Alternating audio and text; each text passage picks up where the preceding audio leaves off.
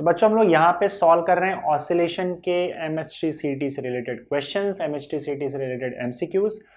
एक video already आप देख चुके हो होपफुली। अब हम अगले वीडियो की ओर चलते हैं और यहाँ पे भी कुछ क्वेश्चन सॉल्व करेंगे। डेफिनेटली देखते हैं। देखो क्या लिखा है, pendulum clock is running slow, to correct its time we should reduce the amplitude of oscillation, reduce the mass of the bob, increase the length of the pendulum और reduce the length of the pendulum। अब देखो अगर मान लो एक pendulum clock है तो pendulum clock देखो कैसा होता है कि आपका ये जो पेंडुलम है ये जैसे जैसे ऑसिलेट करेगा वैसे वैसे टाइम नोट कर दिया जाता है। मान लेते हैं हमारे पास एक ऐसा पेंडुलम है जिसमें अगर एक ऑसिलेशन कंप्लीट किया तो वो 1 सेकेंड का टाइम नोट किया जाएगा। 2 ऑसिलेशन किया यहाँ पे पेंडुलम ने तो 2 सेकेंड का टाइम नोट किया जाएगा। और ये याद रखना कि एक ऑसिलेशन का जो टाइम होता है उसको हम लोग टाइम पीरियड बोलते हैं। मतलब एक टाइम पीरियड हुआ तो 1 सेकेंड, 2 टाइम पीरियड हुआ तो 2 सेकेंड, ऐसा हमारे पास एक पेंडुलम है। अलग अलग टाइम का पेंडुलम होता है। हो सकता है कि एक पूरा टाइम पीरियड कंप्लीट करने पर 2 सेकेंड वो नोट डाउन करता हो या 4 सेकेंड नोट डाउन करता हो।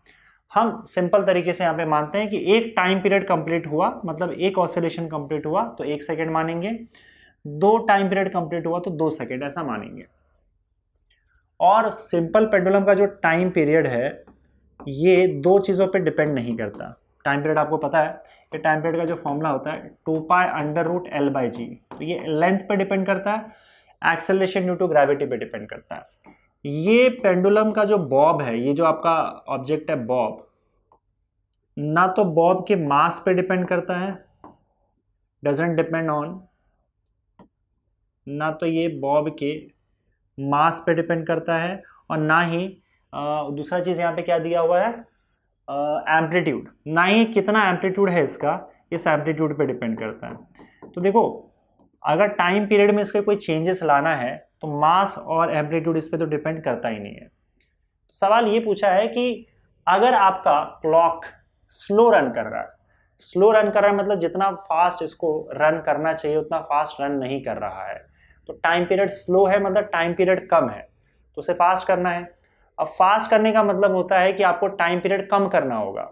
देखो ध्यान से देखो, अगर आपका टाइम पीरियड कम है तो ये आराम से जाएगा, और अगर आपका टाइम पीरियड सॉरी अगर आपका टाइम पीरियड बहुत ज़्यादा है तो ये आराम से जाएगा क्योंकि ज़्यादा टाइम लेगा एक ऑसिलेशन कंप्लीट करने में।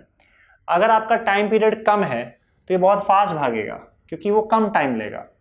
टाइम पीरियड कम है इसका मतलब फास्ट होता है, फ्रीक्वेंसी ज़्यादा होती है। टाइम पीरियड ज़्यादा है इसका मतलब वो स्लो होता है।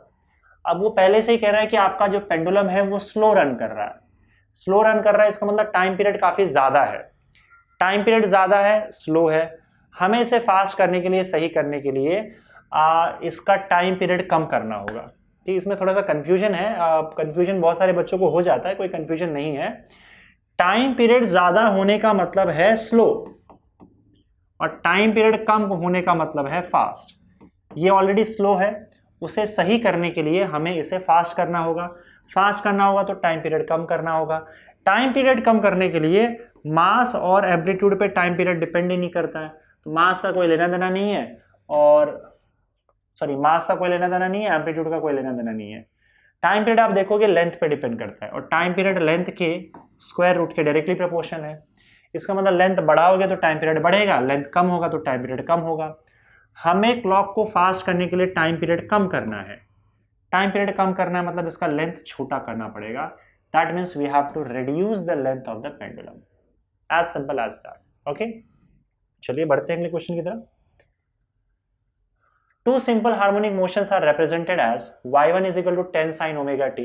दो सिंपल हार्मोनिक मोशन है, y1 is equal to 10 sin omega t, एक आपका इक्वेशन यहाँ पे आ गया, और दूसरा y2 is equal to 10 sin omega t plus 5 नहीं होगा यार ये, अच्छा 5 cos omega t, अच्छा ठीक है तो y2 is equal to 10 sin omega t और प्लस 5 cos ओमेगा टी है, प्लस 5 cos ओमेगा टी है।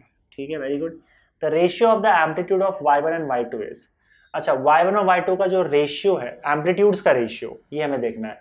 तो पहले देखो y1 का जो एम्पलीट्यूड है इसे हम लोग a1 मान लेते हैं, और ये a1 आपको दिख रहा है 10 है। अब y2 का जो एम्पलीट्यूड है इसे हम लोग a2 मान लेते हैं, और ये a2 हमें पता नहीं है, पहले a2 निकाल लेते हैं, तो हम लोग को इन दोनों का रेशियो निकालना पड़ेगा। अब y2 में दिक्कत ये है कि यहाँ पे दो एम्पलीट्यूड का कॉम्बिनेशन है, मतलब दो SHM का कॉम्बिनेशन है ये y2, एक 10 sin ओमेगा टी, दूसरा 5 cos ओमेगा टी। ठीक है, तो हमें ये देखना होगा यहाँ पे, पहले तो इसका एम्पलीट्यूड निकाल लो, पहले इसका एम्पलीट्यूड निकाल लो, उसके बाद रेशियो निकाल लेंगे। तो इसमें हम इसको a1 मान लेते हैं और इसको a2 मान लेते हैं। तो आप देखो तो a1 का वैल्यू 10 है और यहाँ पे a2 का वैल्यू जो है वो 5 है। एक और चीज़ यहाँ पे करेंगे, देखो यहाँ साइन ओमेगा टी है, यहाँ कॉस ओमेगा टी है। इस बात का भी आपको ध्यान रखना होगा, क्योंकि अब अगर आप रिजल्टेंट एम्पलीट्यूड निकालोगे तो आपको फेज भी चाहिए होता है।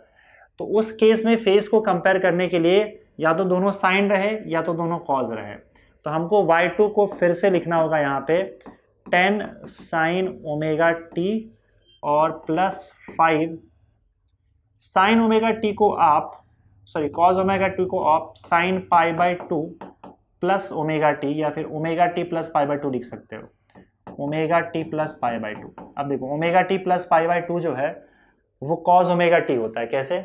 स्टैंडर्ड यूनिट सर्कल अगर आपको पता है तो पाई बाई 2 प्लस थीटा हमेशा सेकेंड क्वाड्रेंट में जाएगा। पाई बाई 2 तो ये 90 डिग्री होता है ना, प्लस थीटा हमेशा सेकेंड क्वाड्रेंट में जाएगा, और सेकेंड क्वाड्रेंट में आपका साइन जो होता है वो पॉजिटिव होता है। तो अगर मैं sine pi by 2 plus theta लिखूँ इसको, तो मैं इसको लिख सकता हूँ कॉस थीटा, थीटा की जगह पे ओमेगा टी, है ना। Sine pi by 2 plus theta हमेशा कॉस थीटा होता है। क्यों? क्योंकि sine pi by 2 plus theta, pi by 2 plus theta second quadrant में जाएगा, सेकेंड क्वाड्रेंट में साइन पॉजिटिव होता है, तो साइन का एंग यहाँ पे जो साइन आएगा वो पॉजिटिव ही आएगा, और क्योंकि यहाँ पे पाई बाई 2 है तो आपका साइन जो है वो कॉस में कन्वर्ट हो जाएगा। पाई बाई 2 का अगर मल्टीपल होता है यहाँ पे तो साइन जो है वो कॉस में कन्वर्ट हो जाता है, तो साइन का कॉस हो जाएगा और आपका साइन पॉजिटिव ही रहेगा, क्योंकि साइन सेकेंड क्वाड्रेंट में पॉजिटिव होता है। तो आप इसे उल्टा भी लिख सकते हो, आप कॉस थीटा को sine pi by 2 plus theta लिख सकते हो। तो मैंने वही काम किया, मैंने कॉस ओमेगा टी को sine pi by 2 plus omega T लिखा। समझ गए ये चीज? ओके। इससे क्या हुआ कि आपका यहाँ पे भी साइन आ गया और यहाँ पे भी साइन आ गया।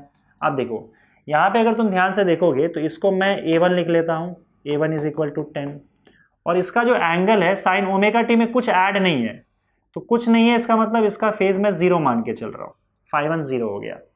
अच्छा, यहाँ पे आप देखोगे तो इसका एम्पलीट्यूड a2 वो 5 है और इसका फेज आपको 5 मिल जाएगा, दैट इज 5/2। तो इस तरीके से आप क्या कर सकते हो, इस पूरे y2 का रिजल्टेंट एम्पलीट्यूड a2 निकाल सकते हो। अगर इस पूरे y2 का मैं रिजल्टेंट एम्पलीट्यूड a2 की बात करूं तो a2 क्या हो जाएगा बताओ? इन दोनों एम्पलीट्यूड्स का रिजल्टेंट, और एम्पलीट्यूड का रिजल्टेंट क्या होता है, उसका फॉर्मूला क्या होता है, under root a1 square plus 2a1 a2 cos 5/1 minus 5/2 plus a2 square. तो पहले इसका रिजल्टेंट निकाल लो।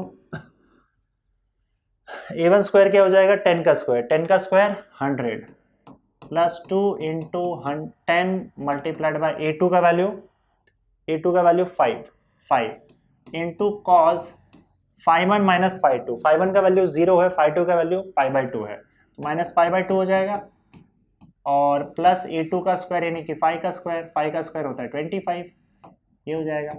अब देखो cos π/2 या cos माइनस π/2 ये इसका वैल्यू 0 होता है, तो ये पूरा टर्म ही 0 हो जाएगा यहाँ पे। तो आपका सिर्फ क्या बचेगा, अंडर रूट 100 प्लस 25, और 100 प्लस 25 मतलब अंडर रूट 125। अब 125 को तुम क्या लिख दोगे, 25 मल्टीप्लाइड बाई 5, 25 5 से 125 होता है, 25 का स्क्वायर रूट 5/5। तो ये आपका सेकेंड, पूरा जो सेकेंड आपको यहाँ पे ऑसिलेशन देके रखा हुआ है, सॉरी सेकेंड SHM देके रखा हुआ है, उसका रिजल्टेंट एम्पलीट्यूड a2 आ गया। तो y1 के लिए एम्पलीट्यूड 10 था, y2 के लिए क्योंकि दो ऑसिलेशन यहाँ पे थे तो दोनों का रिजल्टेंट a2 आपने 5/5 निकाल लिया। हमें y1 और y2 के एम्पलीट्यूड का रेशियो पूछा गया है, तो y1 और y2 के एम्पलीट्यूड का रेशियो a1/a2 हो जाएगा। a1 का वैल्यू 10 है और a2 का वैल्यू 5/5 है, तो ये आपका 10/5/5 आ जाएगा। तो 5 1 ज़ा 5, 5 2 ज़ा 10, आपका रेशियो 2/√5 आ गया। 2/√5, 2:5, जो कि ऑप्शन में है ही नहीं। ये तो भाई घपला हो गया, देखते हैं वापस। 10 10 फिक्स है, दूसरे का 10 और 5 cos omega T, pi by 2 जाएगा, और 5 का स्क्वायर 25, 10 का स्क्वायर 100, 125, 25 5 से 125, 5√5 बराबर है। तो यहाँ पे पहले केस में आएगा 10, the ratio of the amplitude of y1 and y2, y1 का 10 आ रहा है, y2 का 5√5 आ रहा है। तो क्या गड़बड़ है इसमें यार?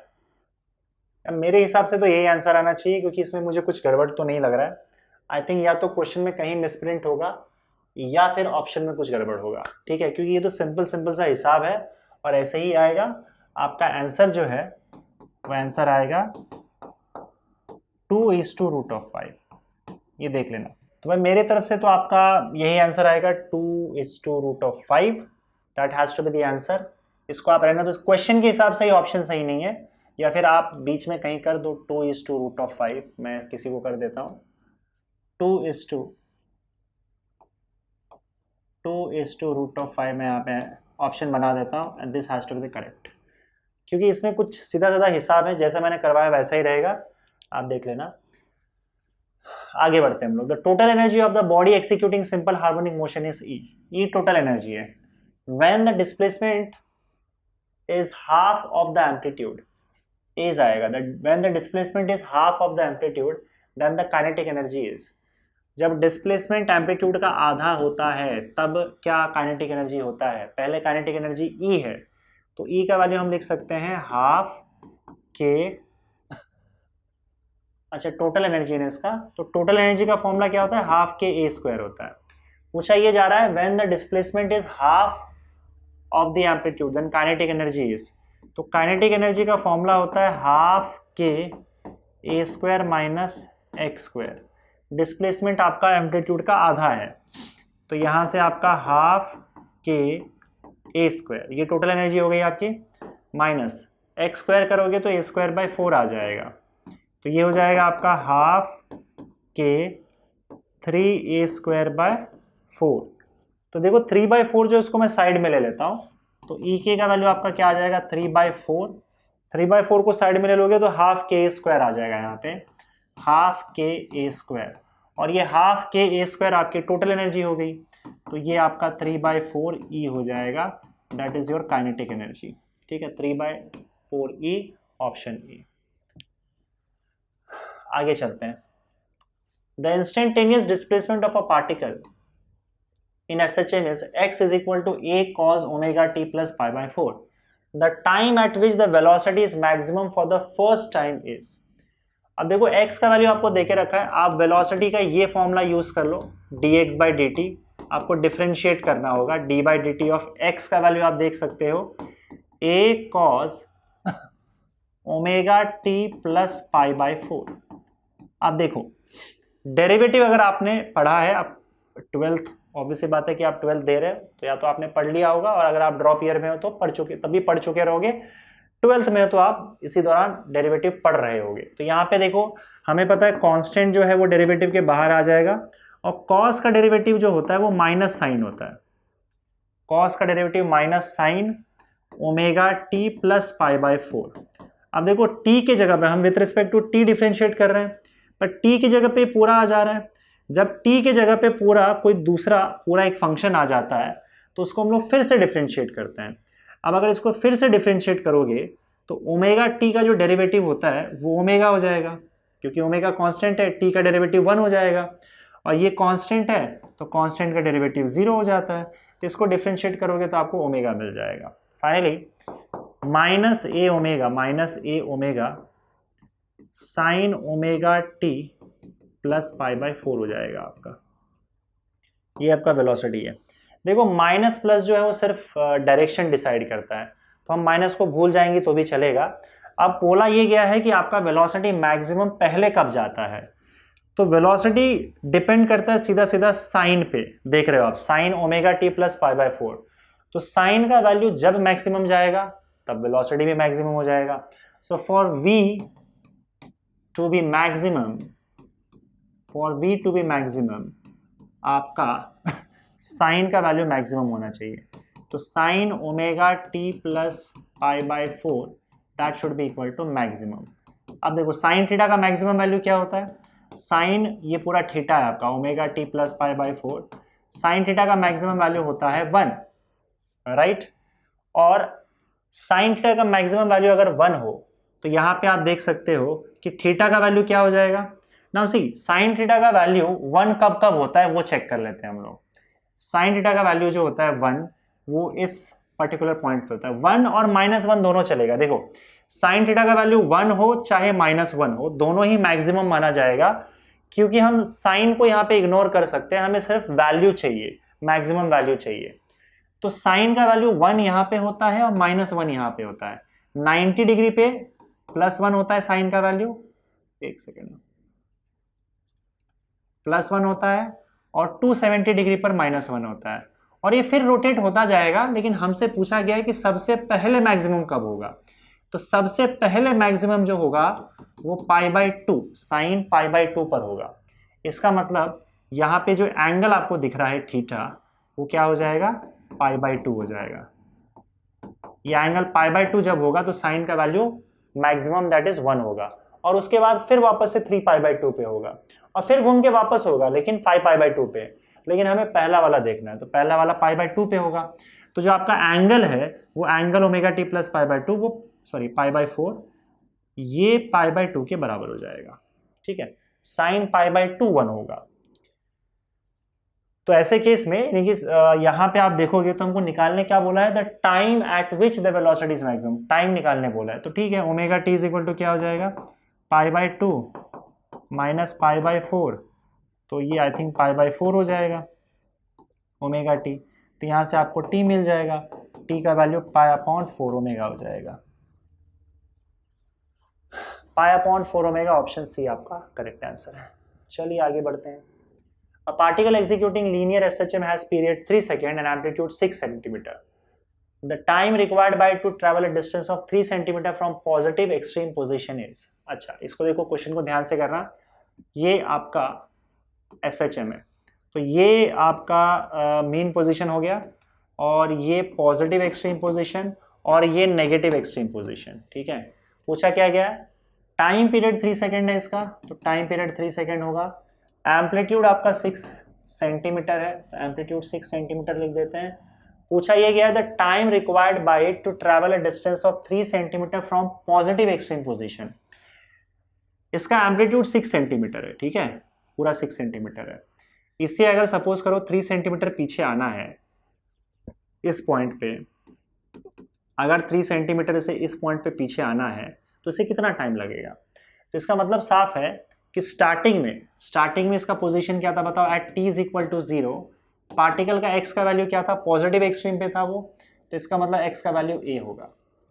अब कुछ टाइम के बाद जब वो यहाँ पे आ जाता है, तो ये याद रखना कि t इज इक्वल टू 0 पे हम x is equal to a क्यों लिख रहे हैं, क्योंकि हम हमेशा पोजीशन जो होता है ना x, आपको दिख रहा है ना x जब हम लिखते हैं x is equal to a sine omega t, ये x हमेशा याद रखना मेन पोजीशन से मेजर किया जाता है। तो शुरुआत में पार्टिकल अगर आपका एक्सट्रीम पोजीशन पे था, इसका मतलब ये उसका पोजीशन मेन से आप देखोगे तो पूरा एम्पलीट्यूड के बराबर था, और एम्पलीट्यूड का वैल्यू 6 सेंटीमीटर है। अब वो क्या बोल रहा है कि कितने टाइम के बाद, यानी कि टी का वैल्यू हमको निकालना है, कितने टाइम के बाद वो एक्सट्रीम पोजीशन से आपके 3 सेंटीमीटर यहाँ आ जाएगा। 3 सेंटीमीटर यहाँ आ जाएगा, इसका मतलब नया पोजीशन क्या होगा उसका बताओ, नया पोजीशन क्या होगा। तो वो नया पोजीशन आपको मेन पोजीशन से लेना है। अब देखो टोटल 6 सेंटीमीटर है, ये हम जानते हैं एम्पलीट्यूड 6 सेंटीमीटर दिया हुआ है, एम्पलीट्यूड 6 सेंटीमीटर। तो अगर मैं यहां से यहां निकालता हूं, ये ऑलरेडी 3 हो चुका है, तो ये वाला आपका 3 सेंटीमीटर आ जाएगा। तो नया पोजीशन मेन पोजीशन से अगर आप देखोगे, हमेशा याद रखना एक्स का वैल्यू पार्टिकल कहीं से भी भेज रहा है, वो एक्सट्रीम से मीन पे भेज रहा है, सॉरी एक्सट्रीम से 3 सेंटीमीटर पीछे भेज रहा है, लेकिन इक्वेशन में आपको मीन से ही लेके चलना है कि मीन से यहां पे उसका नया पोजीशन क्या हो गया 3 सेंटीमीटर, तो उसका नया पोजीशन 3 सेंटीमीटर होगा। और हम इक्वेशन क्या यूज करेंगे बताओ, हम इक्वेशन यूज करेंगे x is equal to a sine omega T plus five. अब देखो फाइव का वैल्यू मैंने बताया था आपको कि अलग अलग पोजीशन के लिए अलग अलग होगा। अगर पार्टिकल आपका मेन पोजीशन से स्टार्ट करता है तो फाइव का वैल्यू 0 होता है, पॉजिटिव एक्सट्रीम पोजीशन से स्टार्ट करता है तो फाई का वैल्यू π/2 होता है, ये हम डिस्कस कर चुके हैं। नेगेटिव एक्सट्रीम से स्टार्ट करेगा तो ये 3π/2 होता है। तो हमें इक्वेशन में फाई का वैल्यू सही से यूज करना है और एक्स का वैल्यू मेन पोजीशन से ही लेना है, which is nothing but 3। Amplitude आपका 6 है, साइन ओमेगा टी, ओमेगा का आप लिख दो 2π/t इंटू टी प्लस π/2। तो यहाँ से अगर आप देखोगे तो 3 1 3 2 तो यहाँ पे देखो 1/2 आ जाएगा, 1/2 इज इक्वल टू, ना देखो sine π/2 plus theta cos theta होता है, ये हम पहले कर चुके हैं यहाँ पे। अगर इस पिछले क्वेश्चन में आप देखोगे साइन नहीं, यहाँ नहीं, कहाँ पे कहीं तो किया था हम लोगों ने यार, यहाँ पे किया था शायद ना। एक सेकेंड भाई, एक सेकेंड, देखो sine π/2 plus theta cos theta किया था, कहाँ किया था यार, कहाँ गायब हो गया, कहाँ, अच्छा यहीं पे था। साइन ओमेगा टी प्लस π/2 यानी sine π/2 plus theta cos theta होता है। तो यहाँ पे आप देख सकते हो, यहाँ पे भी वही काम हम लोग कर सकते हैं वापस। साइन π/2 प्लस थीटा क्या हो जाएगा यहाँ पे आपका कॉस, देखो ये π/2 है और ये थीटा है, कॉस 2πt/t।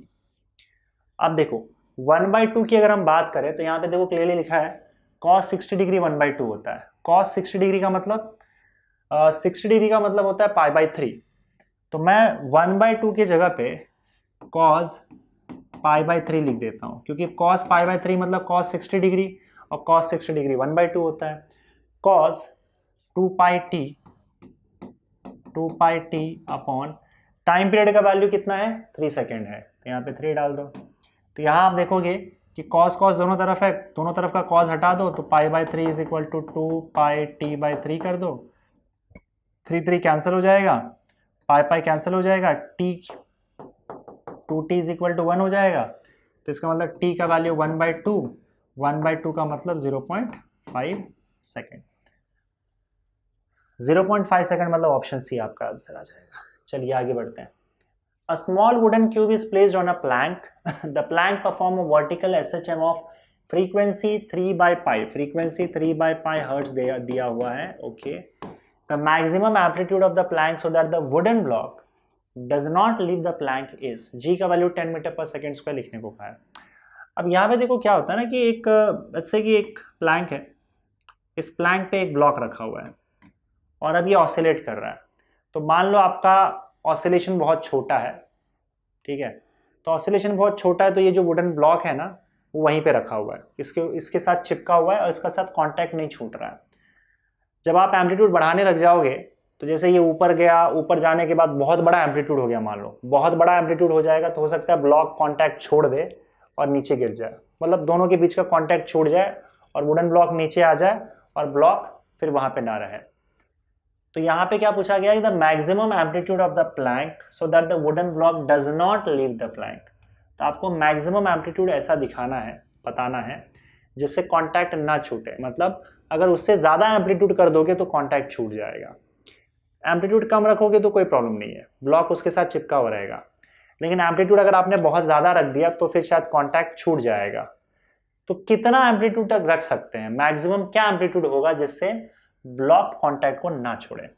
तो हम मान लेते हैं कि जैसे मान लो, अब देखो कांटेक्ट छूटेगा कहाँ पे, जब प्लैंक ऊपर जा रहा है ऑसिलेशन में, तब तो आपका ब्लॉक जो है उसके साथ ही चिपका रहेगा, क्योंकि उसको जब वो ऊपर ले जा रहा है ब्लॉक को तो चिपका हुआ ही रहेगा। लेकिन जब ब्लॉक नीचे आता है तब कांटेक्ट छूटने के चांसेस है। तो कांटेक्ट छूटने के चांसेस मैक्सिमम पोजीशन है, मान लो आपका प्लैंक इस पॉइंट से इस पॉइंट तक ऑसिलेट कर रहा है, ऐसे ऐसे ऐसे ऐसे, तो जब वो मैक्सिमम पोजीशन पे पहुंचेगा या एम्पलीट्यूड पे पहुंचेगा, वहां से जब वो नीचे आने लगेगा तब यहां चांसेस बनता है कांटेक्ट छूटने का। तो ये पूरा जो क्या पार्ट है आपका, मान लो ये मेन पोजीशन है, मेन पोजीशन से एक्स डिस्टेंस के ऊपर हो आप, और ये एक्चुअली में आपका जो एक्स डिस्टेंस है वो एम्पलीट्यूड है, क्योंकि आप हाईएस्ट पोजीशन पे हो। हाईएस्ट पोजीशन पे पहुंचने के बाद जब आपका ब्लॉक नीचे आएगा या ये प्लैंक नीचे आएगा, तब इन दोनों के बीच में कांटेक्ट छूटने के चांसेस है। इस पोजीशन पे अगर आप देखोगे तो इस पर कौन से फोर्सेस लग रहे हैं ये देख लेते हैं।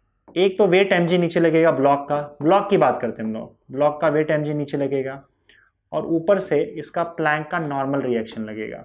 क्योंकि ये दोनों कांटेक्ट में है। हम एक ऐसा पॉइंट मान के चलते हैं जहां पे ये इसका कांटेक्ट छूटने वाला है, ठीक है, ये मैक्सिमम एम्पलीट्यूड पे पहुंच चुका है, ए जो है इसका मैक्सिमम एम्पलीट्यूड है और यहाँ पे कांटेक्ट छूटने वाला है। जब कांटेक्ट छूटने वाला होता है, या मान के चलते हैं कि अभी जस्ट कांटेक्ट छूटा है, तो ये मैक्सिमम एम्पलीट्यूड हो जाएगा। तो अगर अभी जस्ट कांटेक्ट छूटा है तो एन का वैल्यू आप 0 डाल दो। जब आप एन का वैल्यू 0 मतलब क्या, नॉर्मल रिएक्शन 0 तब होता है जब दो बॉडी के बीच का कांटेक्ट छूट जाता है। तो इन दोनों बॉडी के बीच का कांटेक्ट छूट गया, नॉर्मल रिएक्शन 0 हो गया। अब इस पर सिर्फ एक ही फोर्स mg लगेगा और यही फोर्स mg जो है वो रीस्टोरिंग फोर्स का काम करेगा और इसको नीचे लेके जाएगा। मतलब एक हिसाब से ये जस्ट वो वाला पॉइंट है जब आपका जस्ट नॉर्मल रिएक्शन 0 हुआ है। इसका मतलब कांटेक्ट जस्ट बना हुआ है, आप ऐसा भी मान सकते हो, या जस्ट छूटा हुआ है ऐसा मान लो आप, ठीक है। तो इस मोमेंट पे आपका mg जो है रिस्टोरिंग फोर्स की तरह काम करके उसे नीचे लाएगा। और रिस्टोरिंग फोर्स का फॉर्मूला आपको पता है कि k इंटू एक्स होता है, mg is equal to k into X. मतलब mg आपका रिस्टोरिंग फोर्स है ना, तो SHA में रिस्टोरिंग फोर्स का फॉर्मूला क्या होता है, माइनस kx। हम माइनस साइन यहाँ पे इंक्लूड नहीं कर रहा है तो kx हो जाएगा। तो g का वैल्यू आपका क्या हो जाएगा, k by M into X. अब k बाय एम का वैल्यू जो होता है ओमेगा स्क्वायर होता है। हमने ओमेगा कैसे डिफाइन कर रखा है, under root k by m. तो इसका मतलब स्क्वायर करोगे तो क्या हो जाएगा, omega square will be equal to k by m. तो k बाय एम को ओमेगा स्क्वायर लिख दिया। अब यहाँ पे अगर सपोज करो आप फ्रीक्वेंसी की बात करो, क्योंकि फ्रीक्वेंसी के टर्म्स में हमको देके रखा हुआ है, और दूसरी बात ये x जो है वो आपका एम्पलीट्यूड है, मैक्सिमम एम्पलीट्यूड है। तो x के जगह पे आपको a लिख देना चाहिए, दिस इज मैक्सिमम एम्पलीट्यूड, क्योंकि इसी एम्पलीट्यूड पे कांटेक्ट अब जस्ट छूटने वाला है या फिर छूटा है। यहाँ से आपको a का वैल्यू निकालना है, यही एम्पलीट्यूड का वैल्यू। तो ये एम्पलीट्यूड का वैल्यू क्या हो जाएगा, g upon omega square, g upon omega square. g का वैल्यू हमें बोला गया है 10 लेने के लिए, तो 10 ले लो। ओमेगा का वैल्यू जो होता है वो 2 पाई n होता है फ्रीक्वेंसी के टर्म्स में। तो ये हो जाएगा 10 4 pi square n square, that is equal to 10 by 4 pi square. और फ्रीक्वेंसी का वैल्यू 3 बाय पाई दिया हुआ है, स्क्वायर करोगे तो 9 बाय पाई स्क्वायर हो जाएगा। तो ये आपका 9 बाय पाई स्क्वायर कैंसिल, और ये 2 2 ज़ा 2 5 ज़ा, तो ये 5 अपॉन 9 2 ज़ा 18, ये आपका आंसर आ गया मीटर, 5 अपॉन 18 मीटर। आपका ऑप्शन सी आ जाएगा। ओके, आगे बढ़े अगले क्वेश्चन की तरफ। A spring has length L and force constant K, ठीक है। If it is cut into two spring of length L1 and L2 such that L1 is equal to NL2, the force constant of the spring of length L2 is। अब देखो आपका जो spring constant होता है, ठीक है, ये एक चीज याद रखना, आपका जो स्प्रिंग कांस्टेंट होता है it is directly proportional to its length. तो जितना बड़ा लेंथ होगा उतना ही ज्यादा आपका स्प्रिंग कांस्टेंट होगा। नहीं सॉरी, डायरेक्टली नहीं, गलत बोल रहा हूं मैं, इनवर्सली प्रोपोर्शनल टू लेंथ। तो जितना छोटा आपका लेंथ होगा उतना ही स्ट्रॉन्ग आपका या उतना ही स्टिफ आपका स्प्रिंग होगा, टाइट आपका स्प्रिंग होगा, उतना ही ज्यादा के का वैल्यू होगा। के का वैल्यू डिसाइड करता है कि आपका स्प्रिंग जो है कितना टाइट है, कितना स्टिफ है। लेंथ बड़ा रखोगे तो स्टिफनेस कम हो जाएगा। तो के is inversely proportional to L, ये आपका इक्वेशन है। अब शुरुआत में वो क्या कह रहा है, देखो अ spring has length L and force constant के, ठीक है। तो इसका लेंथ एल है और यहाँ पे k is equal to some constant c upon L ले लेते हैं। सी यहाँ पे कांस्टेंट है, प्रोपोर्शनैलिटी कांस्टेंट है, क्योंकि प्रोपोर्शनैलिटी साइन हटाओगे तो कुछ कांस्टेंट आएगा। के हम ले नहीं सकते कि हम पहले से ले रखे हैं, तो हमने सी ले लिया, चलो। तो के is equal to C upon L आ गया। अब आगे देखो यहाँ पे क्या लिखा हुआ है, if it is cut into two springs of length L1 and L2। अगर इसको दो स्प्रिंग बना दिया लेंथ L1 और L2 का, और यहाँ पे L1 is equal to NL2 दे के रखा हुआ है, तो force constant of the spring of length L2, तो इसका फोर्स कांस्टेंट क्या होगा। तो अगर आप देखोगे K is equal to C upon L है, और यहाँ पे इसका मैं K1 लिख दो, इसको मैं K2 लिख दो, तो यहाँ पे K1 का वैल्यू C अपॉन L1 हो जाएगा और K2 का वैल्यू C अपॉन L2 हो जाएगा। ठीक है, L1 का वैल्यू आप देख सकते हो C अपॉन K1 होगा, L2 का वैल्यू C अपॉन K2 होगा, और हमें चाहिए क्या, force constant of the spring of length L2, मतलब हमको K2 चाहिए, हमें K2 चाहिए। एक काम करते हैं, यहाँ पे टोटल लेंथ L जो है वो C/K हो रहा है, ठीक है। तो आप एक काम करो, टोटल लेंथ L जो होगा वो L1 प्लस L2 हो जाएगा, यही ना। इनका जो टोटल लेंथ है ये इसी को काट के अलग किया हुआ है ना। इसमें एक और इक्वेशन हमको देके रखा है L1 = NL2, ये भूलना मत। तो ठीक है, आप एक काम करो, हमको वैसे भी K2 चाहिए, तो L1 के जगह पे, अब क्योंकि ये चलेगा अलग से, सिंस L1 = NL2, तो यहाँ पे L1 के जगह पे आप NL2 डाल दोगे तो C/K1 हो जाएगा, और यहाँ से आपको L2 का वैल्यू C/K1, तो यहाँ से आपको L2 का वैल्यू C/N/K1 मिल जाएगा। तो इसको इक्वेशन 1 लिखो, इसको इक्वेशन 2 लिखो, इसको इक्वेशन 3 लिखो। L2 का वैल्यू C/N/K1 भी है और L2 का वैल्यू C/K2 भी है। So from 2 and 3 C/N/K1 will be equal to C/K2, C/N/K1 will be equal to C/K2। C और C यहाँ से हो जाएगा कैंसिल, और K2 will be equal to N times K1, right. K2 will be equal to N times K1, और N times K1 का value आप क्या करो, रिसब्स्टिट्यूट कर दो यहाँ से, C/L1, और अगर सपोज करो यहाँ पे आप देखोगे तो L1 का वैल्यू L के टर्म्स में अगर हम लोग निकाले, थोड़ा सा कॉम्प्लिकेट हो गया है, इसका दूसरा तरीका भी देख लेंगे हम लोग। दूसरा तरीका मैं जो कर रहा था मुझे लगता है वही बेटर आएगा, एक बार देख लेते, उसके बाद वापस से मैं दूसरा मेथड भी बता दूंगा।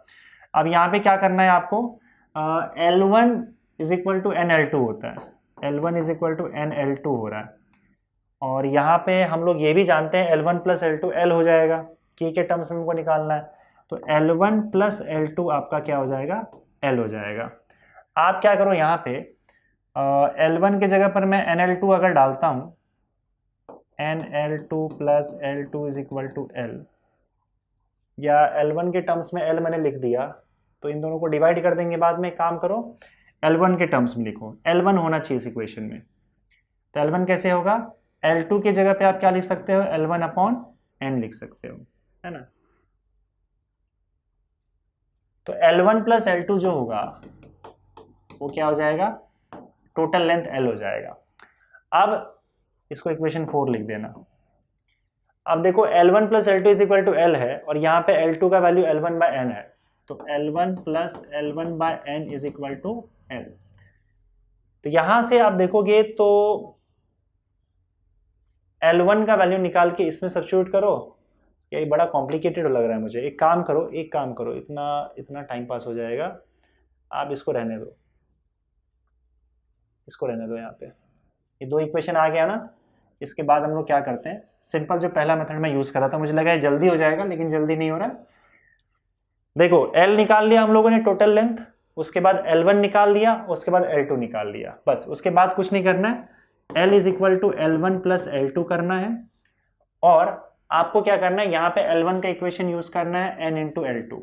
हमें याद रखना K2 चाहिए, इन्होंने क्या पूछा है, K2 चाहिए, तो L का वैल्यू आप यहां से निकाल दो C/K, इस इक्वेशन से। L1 का वैल्यू C/K1, या फिर आप एक काम करो, क्योंकि हमको K2 चाहिए तो सिर्फ K2 यहां पे रहने देना। K2 रहने देने के लिए हमको L1 हटाना पड़ेगा, तो L1 की जगह पे क्या डाल दोगे, N × L2, तो N × L2 + L2, तो इससे आपका C/K जो हो जाएगा, हट जा भाई, C/K जो हो जाएगा वो N + 1 × L2 हो जाएगा, और अब सिर्फ L2 का वैल्यू आपको डालना है, क्या, C/K2, तो C गया, और K2 का वैल्यू आपका N1 + K आ जाएगा, N + 1 K, sorry. I think मुझे लगता है ये आपको फाइंड आउट करने की ज़रूरत नहीं थी। अगर आप सपोज करो यहाँ पे सीधा यही फाइंड आउट करते, क्योंकि रिलेशन हमको पहले से देकर रखा था, तो आ जाता, पर खैर ठीक है, याद रखो यहाँ पे हम लोग को total length L is equal to L1 plus L2, ये इंपॉर्टेंट स्टेप है, ये ध्यान देना। तो हमने यहाँ पे क्या किया, पहले तो L का वैल्यू सब्स्टिट्यूट किया, L1 L2 का वैल्यू सब्स्टिट्यूट कर सकते थे, लेकिन क्योंकि हमको सिर्फ K2 चाहिए था तो हमने क्या किया, इस पूरे पार्ट को L2 में कन्वर्ट कर दिया ताकि सिर्फ K2 बचेगा। कैसे? L1 का वैल्यू यहां से सब्स्टिट्यूट करके। तो थोड़ा सा कंफ्यूजिंग हो सकता है, आपको थोड़ा सा इस पर ध्यान देना होगा और कुछ नहीं। आगे बढ़ते हैं अगले क्वेश्चन की तरफ। A simple harmonic motion is represented by alpha, sorry ये नहीं है, ये कुछ नहीं है यहाँ पे, D square x upon d t square plus, अच्छा अल्फा है यहाँ पे क्योंकि इक्वेशन में अल्फा दिया हुआ है, ठीक है sorry d square x upon d t square plus beta x is equal to 0, it's time period. देखो टाइम पीरियड अगर आपको चाहिए तो आपको ओमेगा मिल जाएगा, तो टाइम पीरियड मिल जाएगा। तो ओमेगा के लिए आपको डिफरेंशियल इक्वेशन देखना होगा ध्यान से।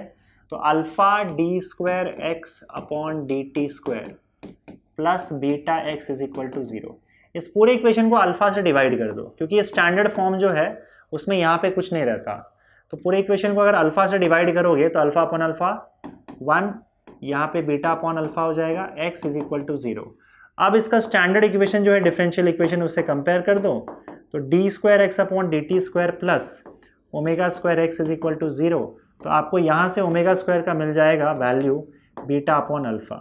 तो यहाँ से ओमेगा का वैल्यू मिल जाएगा under root beta upon alpha, यही होगा ना, यस।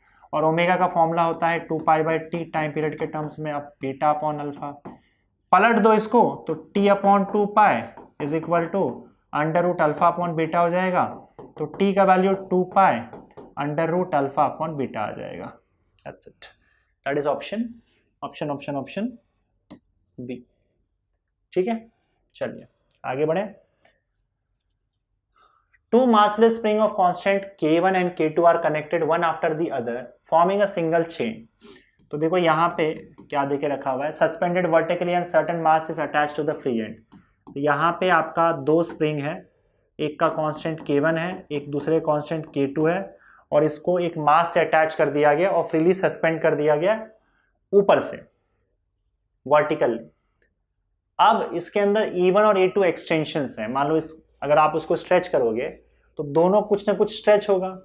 अब इन्होंने E1 E2 लिखा हुआ है, लेकिन मैं X1 और X2 लिख देता हूँ क्योंकि एक्सटेंशंस को हम X1 और X2 लिखते हैं। मतलब ये X1 से स्ट्रेच हुआ और ये X2 से स्ट्रेच हुआ, इससे फर्क नहीं पड़ेगा क्योंकि इक्वेशन में आपका E1 E2 नहीं आ रहा है, एक्सटेंशन X1 X2 या E1 E2 नहीं आ रहा है।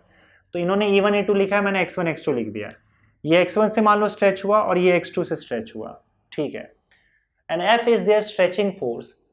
तो अब इनका जो फोर्स है, स्ट्रेचिंग फोर्स मतलब ये जो जिस फोर्स से स्ट्रेच हो रहा है वो फोर्स आपका F है, F फोर्स है।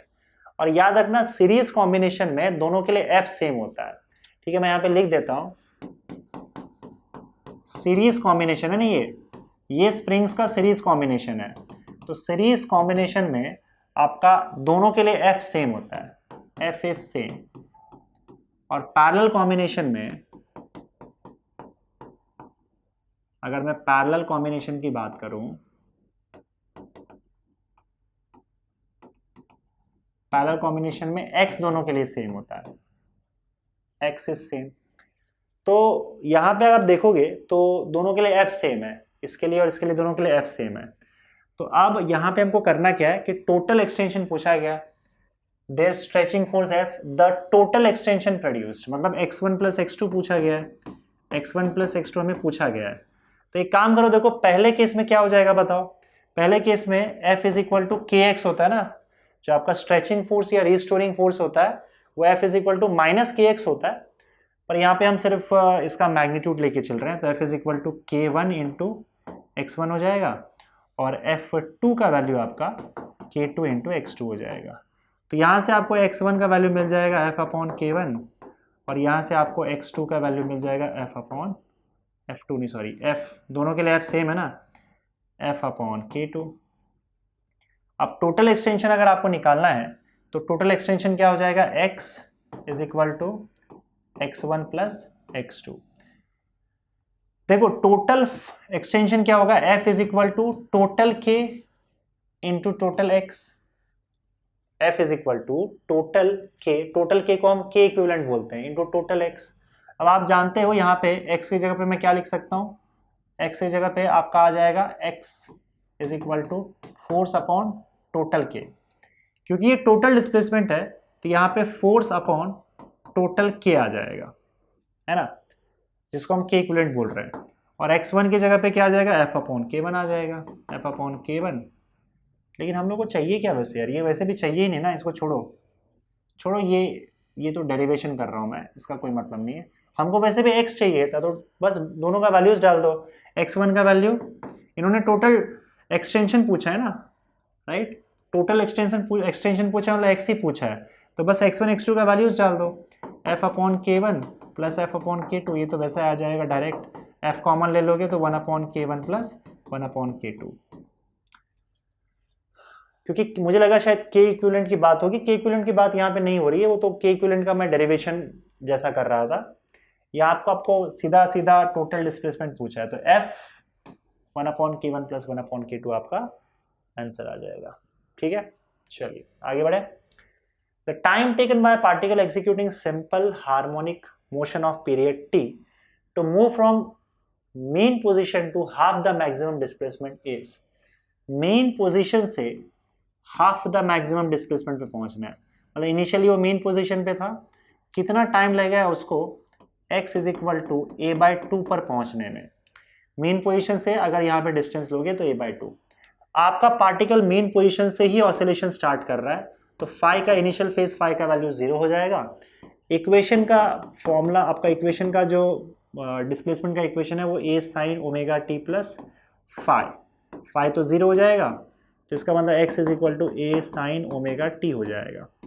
ठीक है, कितना टाइम लगेगा इसको आधे एम्पलीट्यूड तक जाने में, यही पूछा गया है ना। मैक्सिमम डिस्प्लेसमेंट मतलब एम्पलीट्यूड होता है, हाफ द मैक्सिमम डिस्प्लेसमेंट मतलब एम्पलीट्यूड, तो x का वैल्यू a/2 डाल दो, a/2 is equal to a sine omega t, और a और a कैंसिल हो जाएगा, तो 1/2 is equal to sine omega t रहने दो, चलो ओमेगा टी। 1/2 का मतलब क्या होता है, साइन 30 डिग्री, साइन 30 डिग्री का मतलब साइन π/6, 30 डिग्री मतलब π/6, साइन π/6, 1/2 को मैंने साइन π/6 लिख दिया, is equal to sine omega T, दोनों तरफ से साइन हट जाएगा तो π/6 is equal to omega T हो जाएगा। और ओमेगा का फॉर्मूला टाइम पीरियड के टर्म्स में 2π/t होता है, क्योंकि आपका ऑप्शन टाइम के टर्म्स में देके रखा हुआ है, इंटू टी हो जाएगा, पाई और पाई यहाँ से हो गया कैंसिल, टी का वैल्यू 12 हो जाएगा, t/12 हो जाएगा, यही आपका आंसर है, t/12 आपका ऑप्शन ए होगा। समझ गए? Next question, a particle starts oscillating simple harmonically from its mean position with time t, time period होगा यार ये, time period t, with time period t at time t is equal to t/12। देखो particle mean position से start हो रहा है, याद रखना पार्टिकल जब मेन पोजीशन से स्टार्ट होगा तो फाई का वैल्यू 0 माना जाएगा, और इक्वेशन में जब हम यूज करेंगे तो फाई का वैल्यू 0 रखेंगे।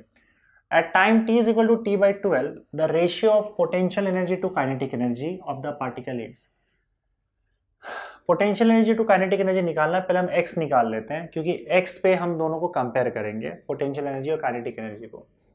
तो t/12 पे उसका x का क्या वैल्यू होगा, मेन पोजीशन से कहाँ जाएगा पहले वो देख लेते हैं। तो x का इक्वेशन क्या होता है, x is equal to a sine omega T plus 0 हो जाएगा, फाई का वैल्यू 0 है, तो x का वैल्यू होगा a ऐसे रहने दो, साइन ओमेगा का फॉर्मूला होता है 2π/t इंटू टी। अब उन्होंने क्या टाइम देके रखा हुआ है, t/12 दिया हुआ है ना, 2π/t इंटू टाइम t/12 दिया हुआ है, तो t/12 कर दो, t और t हो जाएगा कैंसल, 2 1 ज़ा 2 6 ज़ा, तो ये हो जाएगा a साइन π/6, π/6 का मतलब 30 डिग्री होता है, और 30 डिग्री साइन 30 डिग्री 1/2 होता है, तो a इंटू 1/2, इसका मतलब x का वैल्यू a/2 आ गया, तो x is equal to a/2, तो t/12 सेकेंड में वो बीचों बीच पहुंच जाएगा, एम्पलीट्यूड के आधे पोजीशन पे पहुंच जाएगा। इसी पोजीशन पे आपको क्या करना है, पोटेंशियल एनर्जी और काइनेटिक एनर्जी का रेशियो निकालना है। तो पोटेंशियल एनर्जी पहले और काइनेटिक एनर्जी बाद में नीचे आ जाएगा।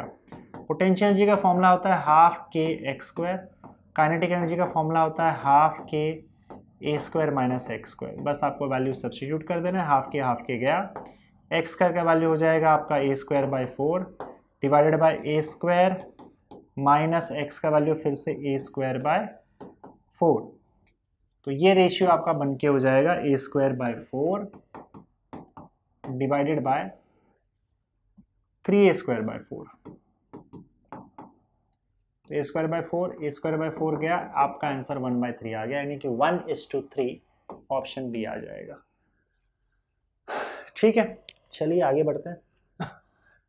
For a particle performing SHM of amplitude r, the potential energy is lambda times its total energy.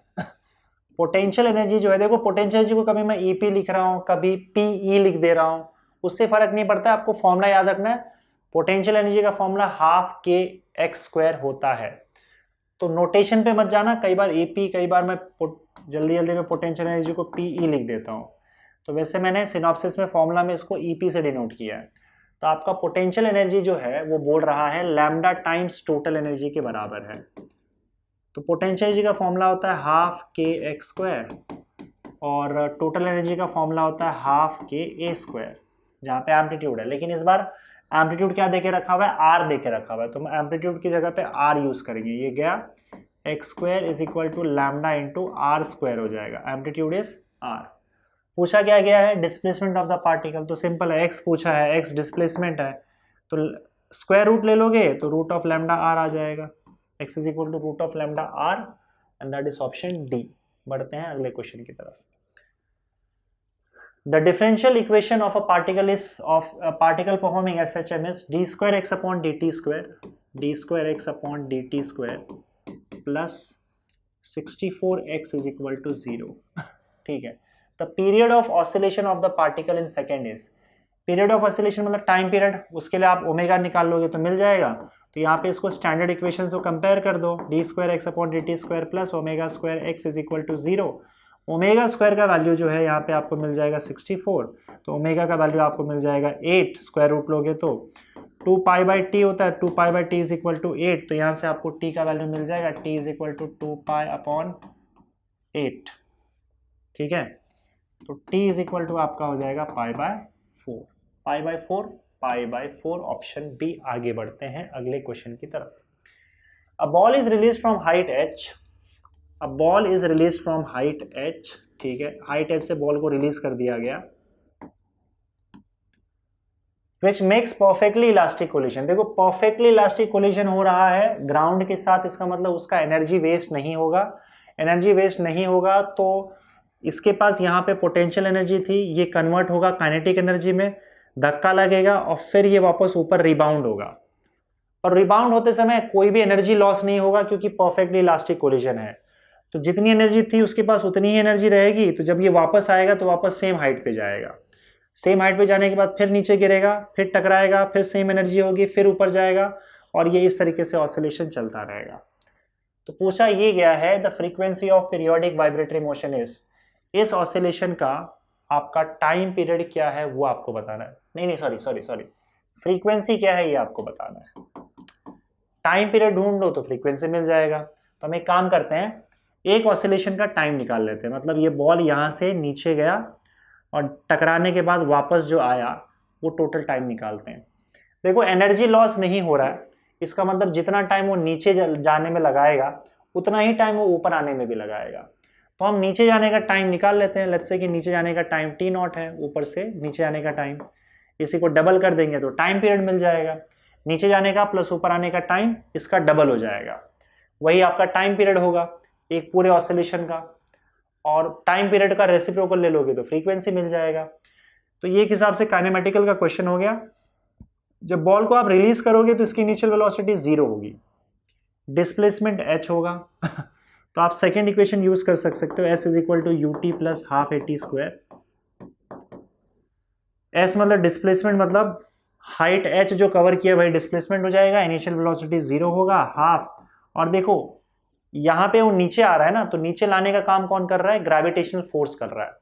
इसका मतलब जो एक्सेलरेशन होगा वो acceleration due to gravity G हो जाएगा, और जो तुम्हारा टाइम लग रहा है वो टी नॉट लग रहा है, तो मैं टी नॉट ले लेता हूँ, टी नॉट का स्क्वायर। तो यहाँ से आप देख सकते हो 2h/g is equal to t not का स्क्वायर हो जाएगा। तो टी नॉट का वैल्यू जो होगा वो √2h/g हो जाएगा। तो टोटल टाइम पीरियड की बात करें तो ये टी नॉट का डबल हो जाएगा, जितना टाइम नीचे जाने में लगा है उतना टाइम वापस ऊपर आने में लगाएगा। नीचे जाके वापस आएगा तो ये एक ऑसिलेशन होगा और उसका टाइम पीरियड टी नॉट का डबल हो जाएगा 2√2h/g। अगर आपको फ्रीक्वेंसी चाहिए तो फ्रीक्वेंसी इसका रेसिप्रोकल होगा, इसका उल्टा कर दो, उल्टा करोगे तो 2 का 1/2 हो जाएगा और √2gh का g/2h हो जाएगा। तो यही आपका आंसर आ जाएगा, frequency 1/2 √g/2h। I think option A है, ऑप्शन बी में नहीं लग रहा है, 2h ऊपर है ना, इसमें तो पाई पाई वैसे भी कैंसिल आउट हो जाएगा, तो ऑप्शन ए आ जाएगा आपका आंसर। चलिए आगे बढ़ते हैं। The length of the second pendulum is 1 metre on earth if the mass and diameter of the planet is 1.5 times that of the earth, the length of the second pendulum on the planet will be। चलो ये मान लेते हैं आपका अर्थ है और ये आपका प्लैनेट है। अर्थ पर लेंथ जो है इसको मैं L1 ले लेता हूँ, ये 1 मीटर है। प्लैनेट पे लेंथ L2, जिसका हमें पता है क्या, नहीं यही पता करना है हमें। तो इसमें और एक चीज क्या देके रखा हुआ है, if the mass and diameter of the planet is 1.5 times that of earth, मतलब प्लैनेट का मास जिसको हम m2 ले लेते हैं और इसका मास हम लोग m1 ले लेंगे अर्थ का, तो m2 it is 1.5 times m1, और इसका जो डायमीटर है, डायमीटर की जगह पे आप रेडियस ले सकते हो। डायमीटर अगर मान लो 1.5 टाइम्स है तो रेडियस भी 1.5 टाइम्स हो जाएगा r1। इसका रेडियस r2 लेंगे, प्लैनेट का सब 2 ले रहे हैं और अर्थ का सब लोग 1 ले रहे हैं, तो आपका ये R1 हो जाएगा।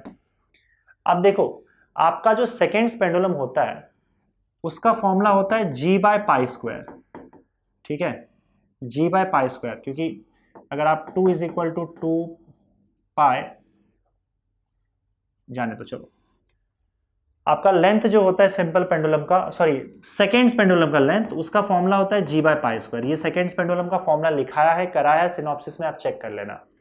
तो यहाँ साफ साफ दिख रहा है कि एल का वैल्यू जो है सिर्फ और सिर्फ जी पर डिपेंड करता है। तो आप दोनों के जी का वैल्यू कंपेयर कर लो। यहाँ जो जी का वैल्यू होगा अर्थ के ऊपर का, उसको मैं g1 ले लेता हूँ, it is equal to gm/r²। आपको फॉर्मूला पता होगा कि एक्सेलरेशन ड्यू टू ग्रेविटी जो होता है उसका फॉर्मूला होता है gm/r²। अर्थ का मास हमने m1 लेके रखा हुआ है, रेडियस r1 लेके रखा हुआ है, और जो दूसरा प्लैनेट है उसको मैं g2 अगर लूँ तो उसका होगा gm2/r²। ठीक है, तो यहाँ का लेंथ दोनों का अगर मैं फॉर्मूला कंपेयर करूँ L2/L1, तो L का फॉर्मूला क्या होता है g2/π² तो π² कैंसिल हो जाएगा। L2/L1 का वैल्यू तो वैसे भी 1 है, तो 1 मैंने सब्स्टिट्यूट कर दिया, तो ये हो जाएगा आपका g2/g1। g2 का वैल्यू यहाँ से डाल दो तो gm2/r2 का स्क्वायर अपॉन g1 का वैल्यू gm1/r1 का स्क्वायर, तो g और g हो जाएगा कैंसिल, ये r2 चला जाएगा ऊपर, तो यहाँ पे आपका L2 का वैल्यू आ जाएगा, ये r2 ऊपर चला जाएगा, तो m2/r2 का square divided by m1 into r2 ऊपर चला गया, r1 का स्क्वायर, तो m2/m1 r1² यस, ये आ जाएगा इस तरीके से। अब सबके वैल्यूज डाल दो। m2 का वैल्यू हमने क्या लिया, 1.5 m1 लिया हुआ है, तो 1.5 m1 इंटू r1 का स्क्वायर अपॉन ये m1 तो रहेगा यहाँ पे, और r2 की जगह पे क्या लोगे, r2 की जगह पे 1.5 r1 लोगे, पर ये 1.5 r1 का स्क्वायर हो जाएगा क्योंकि यहाँ पे r2 का स्क्वायर है, तो m1 तो कैंसिल हो जाएगा, m1 1.5 r1 का स्क्वायर अपॉन 1.5 का स्क्वायर और r1 का स्क्वायर दोनों का होल स्क्वायर है ना, तो इसको 1.5 इंटू 1.5 लिख देते हैं और r1 का स्क्वायर लिख देते हैं, ये भी कैंसिल आउट हो जाएगा, ये भी कैंसिल आउट हो जाएगा, बचेगा बस 1/1.5, ये हो जाएगा आपका L2।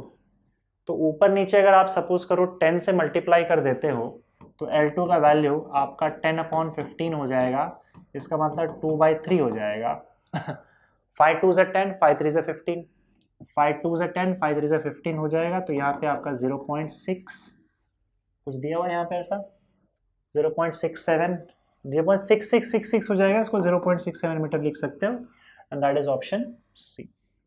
ठीक है, आगे बढ़े अगले क्वेश्चन की तरफ। Next question, a mass m is suspended from a light spring, an additional mass m added displaces the spring further by a distance x. Now the combined mass will oscillate on the spring with period. ठीक है, period पूछा है, question का मतलब समझो। मास m is suspended from a light spring, तो देखो एक लाइट स्प्रिंग है, इससे एक मास m सस्पेंड कर दिया गया, सस्पेंड कर दिया गया, तो ये रुक जाएगा यहाँ पे। अब ये रुकेगा कैसे, तो पहले ये स्ट्रेच करेगा, जब स्ट्रेच होता है तो स्प्रिंग जो है वो स्प्रिंग फोर्स लगाता है kx, तो एक पॉइंट पे जब इसका वेट mg ऊपर लग रहे फोर्स kx के इक्वल हो जाएगा तो ये रुक जाएगा। फिलहाल इस केस में हम इसको x1 ले लेते हैं, x1 से स्प्रिंग आपका स्ट्रेच हुआ है, तो फॉर्मूला क्या बन जाएगा बताओ, यहाँ पे mg जो है वो kx1 के बराबर हो जाएगा। ठीक है, अब उसके बाद क्या किया गया, इसके अंदर थोड़ा सा मास और अटैच कर दिया, और अब इसका total mass m plus m हो गया, मतलब स्मॉल m इतना मास और अटैच कर दिया। जब इतना मास m और अटैच कर दिया तब ये थोड़ा सा और स्ट्रेच हुआ, और कितना स्ट्रेच हुआ extra, further by distance x, मतलब पहले जितना स्ट्रेच था उससे x स्ट्रेचिंग और ज्यादा हो गई। तो अब जो उसके बाद स्ट्रेचिंग हुई है वो x1 प्लस x हो गया, पहले x1 था उसके x और ऐड हो गया उसके अंदर, तो अब जो ऊपर की ओर फोर्स लगेगा वो k x1 प्लस x हो जाएगा, और इस बार जो वेट होगा वो m प्लस m इंटू जी, टोटल वेट जो होगा नीचे की ओर ये हो जाएगा। तो जब ये ऊपर और नीचे के फोर्सेस बैलेंस हो जाएंगे तब आपका ब्लॉक जाके रुक जाएगा। इस केस में बैलेंस होने के बाद जो नीचे का फोर्स है m plus m into g, that will be equal to k x1 plus x। ठीक है, इसको अगर आप इसी पार्ट को और आगे लेके जाओगे तो m plus m into g will be equal to, देखो k x1 plus k x हो जाएगा, k x1 plus k x। अब पूरे इक्वेशन में x1 का वैल्यू कहीं नहीं है पर x का वैल्यू यूज किया हुआ है, तो हमें इस k x1 को रिप्लेस करना होगा। तो आप इसको इक्वेशन 1 लिख दो और k x1 की जगह पे mg डाल दो, तो m plus m into g is equal to capital M into g plus k x, क्योंकि k x1 का वैल्यू जो है वो इक्वेशन 1 से mg आ रहा है फ्रॉम 1 लिख देते हैं, फ्रॉम 1। और आप यहाँ पे k का वैल्यू निकाल लो, क्योंकि देखो आपको टाइम पीरियड निकालने के लिए बोला गया है, तो टाइम पीरियड में k का फॉर्मूला यूज या k का वैल्यू यूज होता है। तो आप क्या करो, यहाँ पे k का वैल्यू निकालो। कैसे निकालोगे, kx is equal to m plus m g, अब माइनस एम जी हो जाएगा। अगर आप यहाँ पे g कॉमन ले लेते हो तो इधर बचेगा m प्लस एम और इधर बचेगा माइनस एम, m और m हो जाएगा कैंसल, तो mg बच जाएगा। तो kx is equal to m g हो गया, sorry small m into g, तो आपको k का वैल्यू यहाँ पे मिल जाएगा small m into g upon x, k मिल गया। अब टाइम पीरियड का फॉर्मूला क्या होता है, टाइम पीरियड का फॉर्मूला होता है t is equal to 2 pi under root m by k. लेकिन यहाँ पे आपको, क्योंकि अब ये सेकेंड केस में पूरा मास अटैच करके रखा हुआ है, कंबाइंड मास के लिए combined mass will oscillate on the spring with period. Combined mass का ऑसिलेशन पूछा है, तो m बाई के में आपको m प्लस m ये पूरा लिखना होगा अपॉन k का वैल्यू आप यहां से सब्सटीट्यूट कर सकते हो mg बाई एक्स, तो ये क्या हो जाएगा m plus m upon mg by x. अभी नीचे वाला x ऊपर चला जाएगा, तो ये आपका इक्वेशन बन गया। स्क्वायर रूट का मतलब होता है 1/2, पावर 1/2। तो आप देख लो पावर 1/2 सब में है, उसके अंदर क्या है, m प्लस m 2 पाई बाहर होना चाहिए, m plus m x by m g होना चाहिए, तो 2 पाई सब में बाहर है, ये तो वैसे गलत हो जाएगा। और m प्लस m x देख लो, m प्लस m x सिर्फ इसमें है, नीचे mg है, इसका मतलब आपका ऑप्शन डी करेक्ट हो जाएगा। सिंपल। चलिए आगे बढ़ते हैं अगले क्वेश्चन की तरफ। A uniform circular disc of mass 12 kg is held by two identical springs as shown in the figure. When the disc is slightly pressed down and released, it executes simple harmonic motion of period 2 seconds. The force constant of each spring is, अच्छा force constant identical spring है, तो ऐसे case में क्या हो जाएगा, चलो इसका फोर्स कांस्टेंट k मान के चलते हैं, इसका भी फोर्स कांस्टेंट k मान के चलते हैं, और जब इसको प्रेस करेंगे तो दोनों इस पर क्या करेंगे, फोर्स लगाएंगे। माने तो दोनों आइडेंटिकल फोर्स लगा रहे हैं क्योंकि प्रेसिंग उस हिसाब से होनी चाहिए मेरे हिसाब से, when the disc is slightly pressed down and released. तो अब बताओ इस पर रीस्टोरिंग फोर्स क्या लगेगा, टोटल रीस्टोरिंग फोर्स जो लगेगा वो kx प्लस kx यानी कि 2kx हो जाएगा, ठीक है। और पैरेलल कॉम्बिनेशन आप देख सकते हो, वैसे भी k प्लस k आपको 2k मिल जाएगा, पैरेलल कॉम्बिनेशन में k ऐड हो जाता है। तो आप देख सकते हो यहाँ पे जो टोटल k है, k इक्विवेलेंट वो आपको 2k मिल रहा है, टोटल k इक्विवेलेंट आपको 2k मिल रहा है। आप ऐसा कर लो कि भाई पैरेलल कॉम्बिनेशन में k equivalent is equal to k1 plus k2, ऐसे भी कर सकते हो आप। k इक्विवेलेंट जो होता है पैरेलल कॉम्बिनेशन में वो k1 प्लस k2 हो जाता है, तो 2k हो जाएगा, चाहे ऐसे करो चाहे ऐसे करो। तो टोटल k आपको मिल गया, टोटल k पूरे सिस्टम का 2k मिल गया। आपको चाहिए क्या, पीरियड देके रखा हुआ है, फोर्स कांस्टेंट k निकालना है, ये तो सिंपल है। टाइम पीरियड क्या होता है बताओ, आप पूरे सिस्टम का time period 2 pi under root m by k होगा ना। तो अच्छा मास देके रखा है ना, तब क्या दिक्कत है, तो m बाय k इक्विवेलेंट होता है। टाइम पीरियड का वैल्यू आपको देके रखा हुआ है कितना, 2 सेकेंड्स, तो 2 is equal to 2 pi,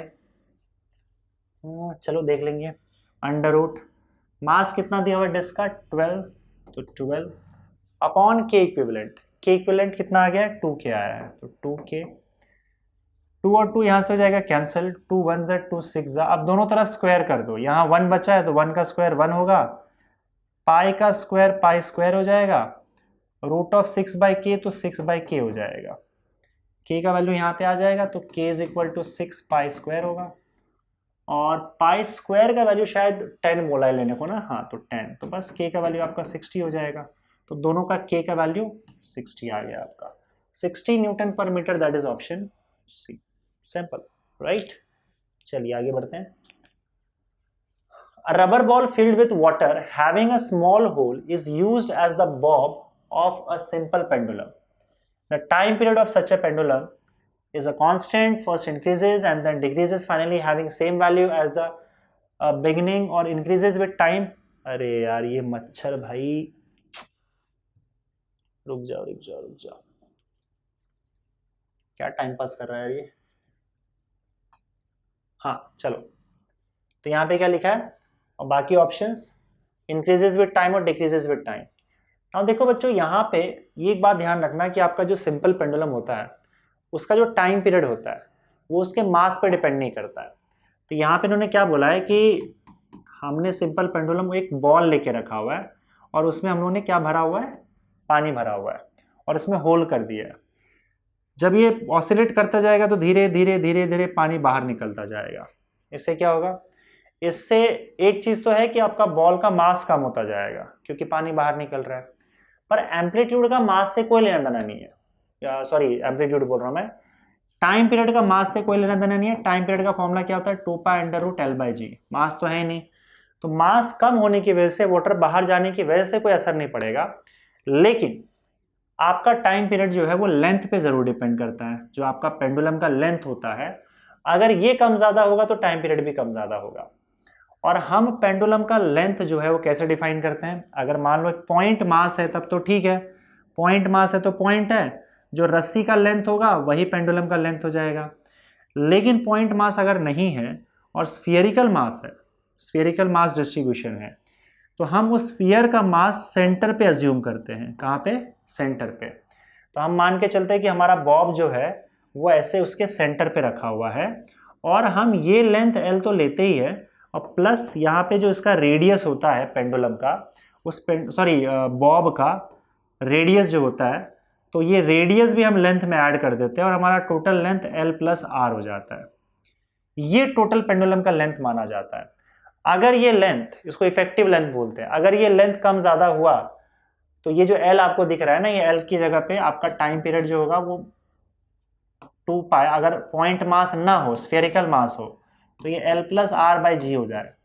L by जी ही है बस यहाँ पर टोटल लेंथ एल, और आपका जैसे इसका लेंथ एल हो गया और ये रेडियस आर है। तो आप मान के चलोगे कि आपका बॉब यहाँ पे सेंटर पे रखा हुआ है, तो यहाँ से लेंथ कैलकुलेट किया जाएगा, वो एल प्लस आर हो जाएगा आपका।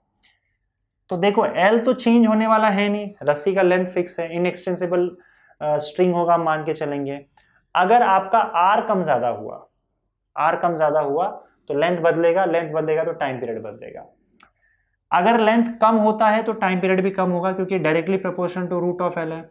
लेंथ बढ़ेगा तो टाइम पीरियड भी बढ़ जाएगा। होता क्या है देखो सिस्टम में, जब पानी बाहर जाने लगता है, अभी फिलहाल देखो कैसा है कि अगर मैं इसके आर की बात करूं, मतलब ये जो पूरा का पूरा मास है इसका सेंटर पे माना जा सकता है अगर पूरा स्फेरिकल है तो।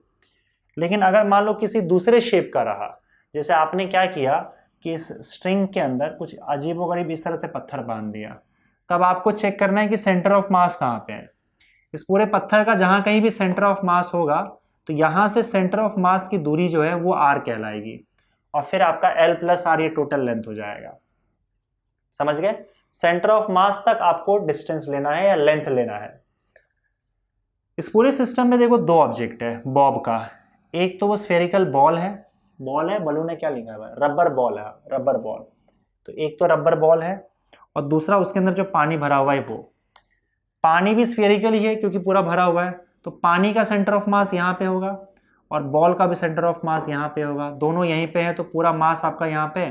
तो स्टार्टिंग में आपका जो पेंडुलम का लेंथ होगा वो एल प्लस आर हो जाएगा। अब जैसे जैसे धीरे धीरे पानी नीचे बाहर गिरेगा तो पानी का लेवल डाउन होता जाएगा। पानी का जब लेवल डाउन होगा तो आपका बॉल का तो सेंटर ऑफ मास यहीं पे रहेगा, लेकिन पानी का जो सेंटर ऑफ मास है, पानी बाहर जाने की वजह से, लेवल नीचे गिरने की वजह से पानी का सेंटर ऑफ मास नीचे गिरने लगेगा। पानी का सेंटर ऑफ मास अगर नीचे गिरा तो बॉल और पानी, देखो ये बॉल का सेंटर ऑफ मास हो गया और ये पानी का सेंटर ऑफ मास हो गया, इन दोनों का कहीं ना कहीं सेंटर ऑफ मास बीच में आएगा। और क्योंकि सेंटर ऑफ मास अब यहां बीच में आ रहा है तो आप देख सकते हो आपका आर बढ़ चुका है। समझ रहे हो? आर बढ़ गया क्योंकि पानी का लेवल नीचे जा रहा है, पानी का सेंटर ऑफ मास नीचे खसक गया। अब बॉल का सेंटर ऑफ मास अभी भी सेंटर पे ही है क्योंकि बॉल स्फेरिकल है, तो अब पानी और बॉल का सेंटर ऑफ मास इधर आ जाएगा बीच में और आपका आर इंक्रीज हो गया, सेंटर से नीचे खिसक जाएगा।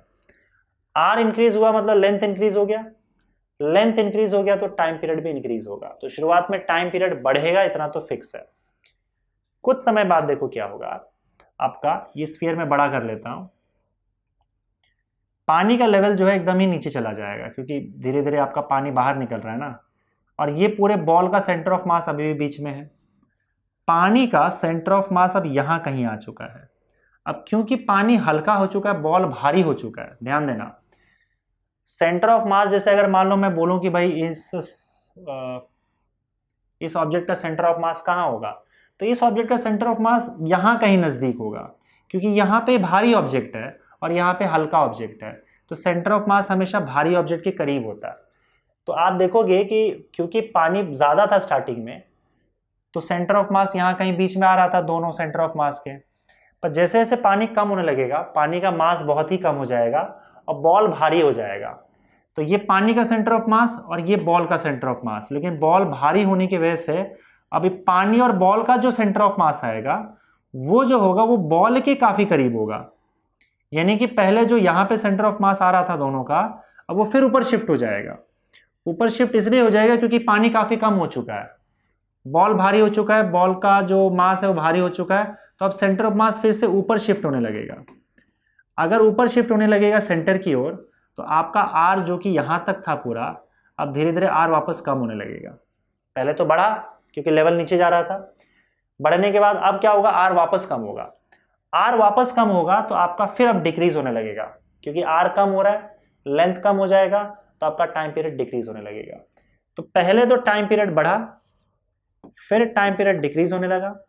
जब पानी पूरी तरह से बाहर आ जाएगा तो आपका सिर्फ बॉल बचेगा, और सिर्फ बॉल बचेगा तो उसका सेंटर ऑफ मास फिर से सेंटर पे आ जाएगा, और फिर से आपका एल प्लस आर जिससे हमने शुरू किया था, एल प्लस आर, वही टाइम पीरियड पे वापस आ जाएंगे शुरुआत वाले।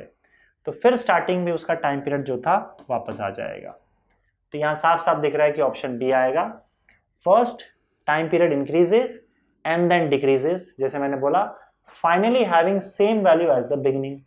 तो पहले तो आपका टाइम पीरियड क्या होगा, इंक्रीज होगा, उसके बाद फिर डिक्रीज होगा क्योंकि आपका वापस आर कम होने लगा था, और वापस वहीं पे आके रुक जाएगा जहां पे शुरुआत की थी हम लोगों ने। तो टाइम पीरियड वापस has the same value as the beginning. ठीक है, समझ गए? क्लियर है ये चीज? अब सॉरी, जस्ट अ सेकेंड, क्या हो रहा है यार,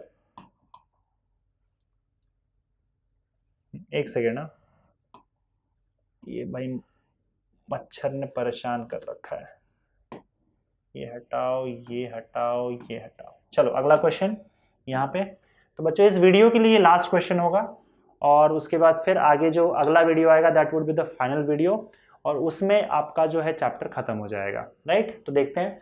a simple pendulum of length L has mass m and it oscillates freely with amplitude A.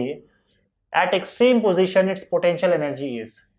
देखो एक्सट्रीम पोजीशन पे पोटेंशियल एनर्जी जो होता है, पोटेंशियल एनर्जी का फॉर्मूला क्या होता है बताओ? EP is equal to half kx²। अगर आपका पार्टिकल एक्सट्रीम पोजीशन पे है, इसका मतलब x का वैल्यू क्या हो जाएगा? A हो जाएगा एक्सट्रीम पोजीशन पे। तो आपका पोटेंशियल एनर्जी का फॉर्मूला क्या हो जाएगा? Half ka²।